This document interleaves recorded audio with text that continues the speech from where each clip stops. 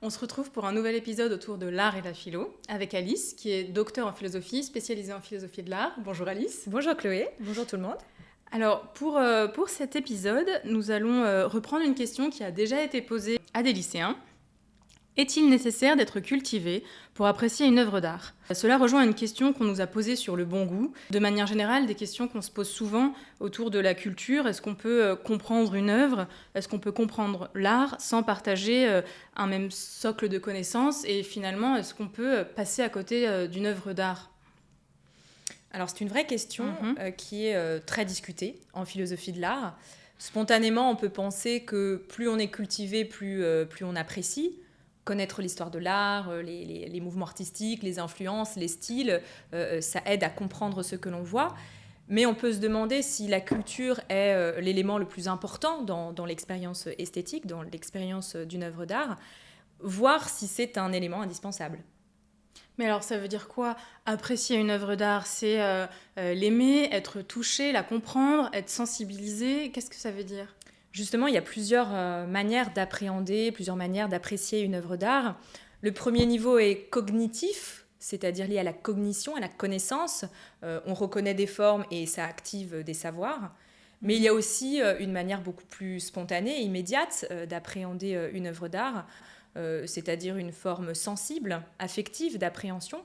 Et c'est là que des artistes comme Etel Adnan sont passionnants. À travers ces peintures qui sont souvent en très petit format, très colorées, sans narration, on est touché directement. Par exemple, elle dit, je la cite, « Je regarde longtemps le soleil et je peins ce que j'ai vu ».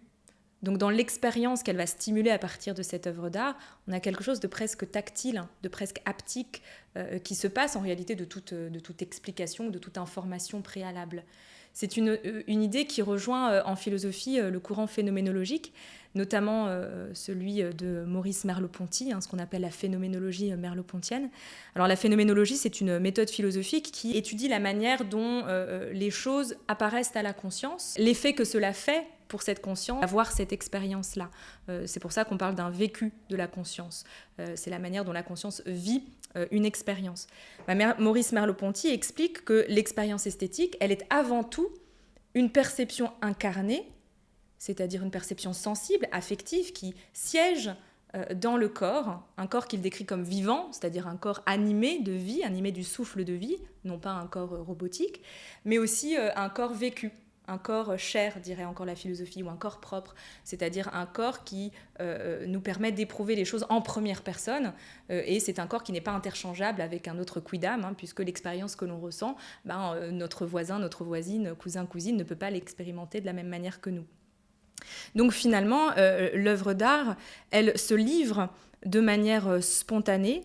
Ce n'est pas d'abord un objet à interpréter intellectuellement ou conceptuellement, c'est plutôt un objet d'interprétation immédiat, un objet d'interprétation pré-intellectuelle, pré-conceptuelle, qui se donne dans le sensible et dans l'affect, un mode de révélation au monde spontané.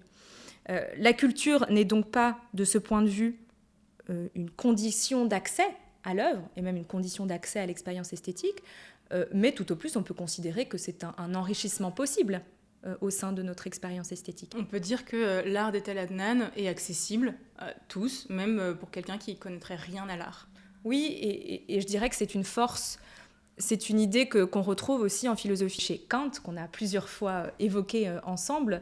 Kant explique que le jugement esthétique, c'est-à-dire l'expérience esthétique, est universelle, c'est-à-dire qu'elle est partagée par toutes et par tous, mais pour autant, elle ne se laisse pas enfermer dans un concept. Ça ne peut pas devenir un objet de connaissance figé. La preuve en est, c'est que pour faire une expérience esthétique d'après Kant, on n'a pas besoin d'avoir étudié l'art, on n'a pas besoin de s'y connaître en histoire de l'art, on n'a pas besoin de connaître l'art pour être ému, tout simplement. Et c'est pour cela qu'il dit que l'expérience esthétique ou le jugement esthétique est libre. Il est libre, il est aussi partagé et immédiat. Mais ça ne veut pas dire que la culture est absolument inutile, bien au contraire. Donc tu veux dire qu'elle permet d'aller plus loin ? Oui, exactement. La culture ne remplace pas l'émotion, mais elle permet de l'approfondir, de l'enrichir. Elle vient en fait affiner cette perception incarnée dont parle Merleau-Ponty, qui est immédiate, qui est affective. Elle vient apporter de nouvelles couches de sens. Quand on sait qu'Etel Adnan a peint en contexte de guerre et d'exil, et que pour autant, elle a choisi de rendre visible la paix, la douceur, la montagne, etc., ça apporte finalement une toute autre épaisseur, une toute autre densité à son œuvre. Et parfois aussi, c'est l'inverse. Il y a des œuvres d'art dont on accède au sens que par le prisme d'un contexte ou d'une clé conceptuelle. Celui qui a, à mon sens, très bien théorisé cela, c'est Arthur Danto. C'est un philosophe analytique américain qui parle essentiellement des œuvres modernes et en particulier contemporaines. Dans son œuvre phare, qui s'appelle La transfiguration du banal, il emploie souvent les mêmes exemples artistiques, notamment les boîtes de brio d'Andy Warhol, qui sont des boîtes de tampons à récurer, trouvées dans tous les supermarchés dans les années 60, et l'urinoir, la pissotière du Champienne, de Marcel Duchamp, qu'il a renversé en fontaine et qu'il a d'ailleurs appelé comme ça, fontaine. Ces œuvres-là, elles sont parfaitement indiscernables à l'œil nu d'objets ordinaires, d'objets du banal, dirait Arthur Danto. De ce point de vue, dans ce contexte-là, sans une connaissance minimale de l'histoire de l'art et du monde de l'art, on ne peut pas avoir une vraie expérience esthétique puisqu'on n'est même pas en mesure d'identifier les œuvres d'art comme étant des œuvres d'art, comme étant telles. Donc cette fois-ci, la culture ne vient pas seulement enrichir l'expérience esthétique, elle vient proprement la fonder, elle vient la rendre possible. On peut dire finalement que c'est la culture qui rend visible l'œuvre d'art qui, sans elle, n'existerait pas pour le sujet regardeur. Donc le savoir rend possible l'émotion, mais l'émotion peut tout à fait exister sans le savoir. Oui, c'est très bien dit. Il y a une forme de circularité féconde entre l'émotion et la culture, entre l'émotion et la connaissance. Nelson Goodman, qui est un autre philosophe américain analytique, qu'on avait aussi, je crois, déjà évoqué dans une vidéo ensemble, parlera d'une absence de schisme entre l'art et la culture et entre l'émotion et la cognition, puisque pour lui, l'émotion est déjà cognitive, c'est-à-dire qu'elle apporte déjà de l'information et de la connaissance. Donc il n'y a pas de différence fondamentale, il n'y a pas de rupture entre l'art et la culture de ce point de vue. Et ça me fait aussi penser à un concept qu'emploie Marianne Massin, qui est une philosophe contemporaine de l'art. Elle parle d'aïsthésis réfléchie. Alors qu'est-ce que c'est l'aïsthésis réfléchie ? Donc déjà, il y a le terme aïsthésis, qui est un terme de grec ancien, et qui veut dire esthétique. C'est la racine grecque du terme esthétique, et qui veut dire plus généralement la sensation, c'est-à-dire la perception sensible, l'appréhension immédiate et directe du monde par le prisme du corps. Mais cette aïsthésis, nous dit Marianne Massin, au cœur de l'art, elle est réfléchie. Donc elle apporte une dimension réflexive au sensible, en expliquant que le jugement esthétique, pour être sensible et affectif, n'en est pas moins un outil de connaissance qui est déjà cultivé, ou en tout cas déjà réflexif en tant que tel. Donc le jugement esthétique est sensible, mais parce qu'il est sensible, il est aussi réflexif, et donc il apporte aussi de l'information et de la connaissance. Il n'y a donc pas une opposition, il n'y a pas un dualisme entre l'art et la culture, comme il n'y a pas un dualisme, disait Goodman, entre l'émotion et la cognition. Et cette absence de dualisme, elle vaut aussi pour l'éducation artistique. Il n'est pas question de réserver l'art à une élite compétente qui aurait les codes intellectuels que d'autres n'ont pas. Il s'agit au contraire d'ouvrir autant que possible l'accès à l'art pour toutes et tous. Et donc à l'école, tu veux dire que l'école a un rôle à jouer ? Oui, absolument. C'est Nelson Goodman encore qui refusait l'opposition, par exemple, entre un musée et un laboratoire scientifique. Il explique que le musée, c'est certes un lieu de divertissement, mais c'est aussi quelque chose qui nous apprend. À l'école, c'est un peu qui nous enseigne des choses. L'école, c'est un peu la même chose. Elle doit à la fois nous enseigner des choses et favoriser notre sensibilité, notre divertissement. Le philosophe Alain Carlan explique bien que quand on parle d'éducation artistique, c'est pas simplement la formation de l'artiste, c'est aussi le fait d'éduquer les sensibilités, d'éduquer nos sensibilités à nous, publics et néophytes. Et dans son ouvrage « L'art pour éduquer la tentation esthétique », Alain Carlan explique que cette éducation artistique, cette éducation de et par la sensibilité, c'est ce qui permettra d'harmoniser le plus possible le corps et l'esprit, ce qui nous permettra une expérience esthétique qui harmonise au mieux notre corps et notre esprit.